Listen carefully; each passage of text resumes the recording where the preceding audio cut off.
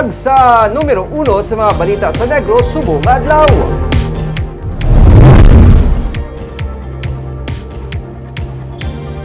Two-day strike kaging patuman sang katapo sang traditional jeepney operators kag drivers.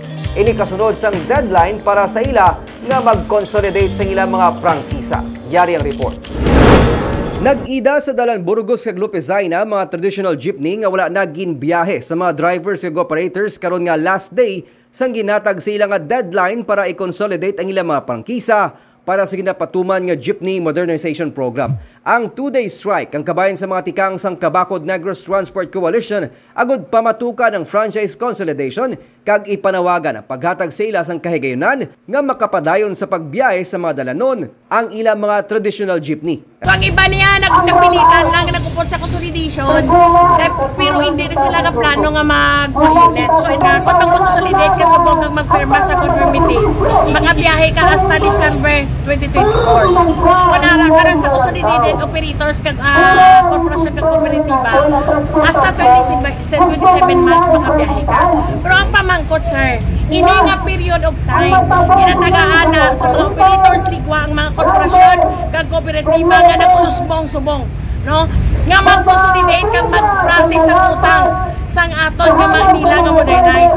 Ang 65 anyos nga si Milanio Solita wala magupod sa untat biyahe sa Baylo. Nagperma siya sang affidavit of conformity sa tuyo nga makaupod sa application sang Asenso Cooperative nga magpa-consolidate sang prangkisa. Iniagod makapadayon siya sa pagbiyahe sa iya nga rota. Siyempre lakbala ka, kaya mo ng pangabuhian ta mo. Oo. Ano ba, nagdala ko mga bata ta, nag-graduate, pangabuhi ta mo na, driver. Oo. Masobra naman sa 30 anyos siya nga nagabiyahe, kag mas may edad na gani ang iya nga jeep nga ginabiyahe kada adlaw. Imo gini ka jeep? Sa boundary hulog ni impas ko man. Sa kalawigon mo nga biyahe na kuha mo na.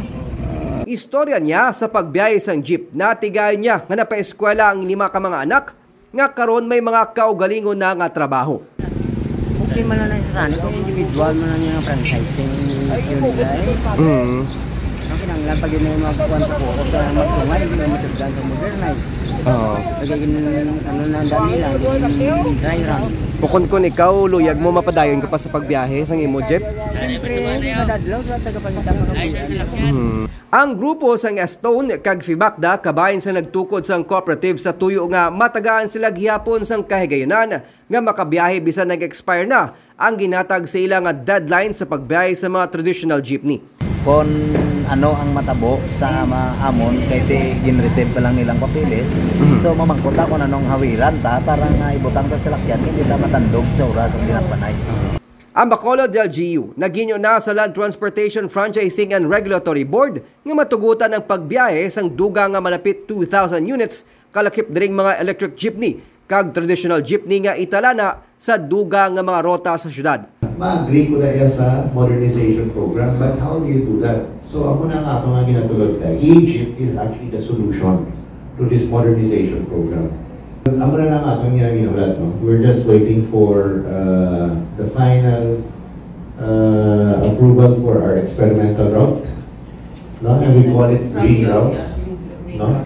Buwas ginapaabot ang pagtipon sang katapos ang transport sector nga opdan sa mga labor organization sa Bacolod City Government Center para sa pagdumdum sang Labor Day. Mangin panawagan nila sa Department of Transportation nga maamligan ang ila palangabuyan sa piyakman sa ginapatuman nga jeepney phase-out sang Jeepney Modernization Program.